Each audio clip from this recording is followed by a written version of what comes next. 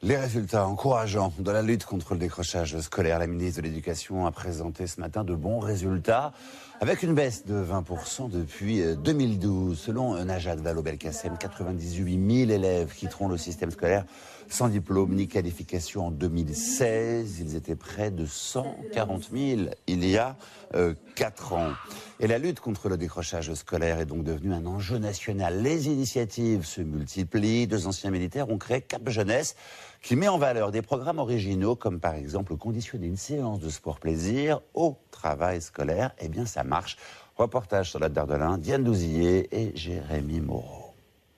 Ce jour-là, Pierre-Louis Santos, l'un des créateurs de Cap Jeunesse, se rend dans un gymnase de Villepinte. Vous êtes tous là, on travaille, c'est bien. Ici, des éducateurs offrent un soutien aux devoirs à des élèves de primaire et de collège. Et le problème, il vient qu'ils ne sont pas intéressés. Ils ne s'intéressent pas à leur scolarité, ils ne savent pas pourquoi ils vont à l'école.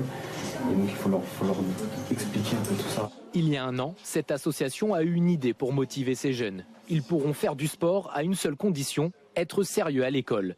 Le message est clair et les enfants semblent l'avoir entendu. Je fais mes devoirs.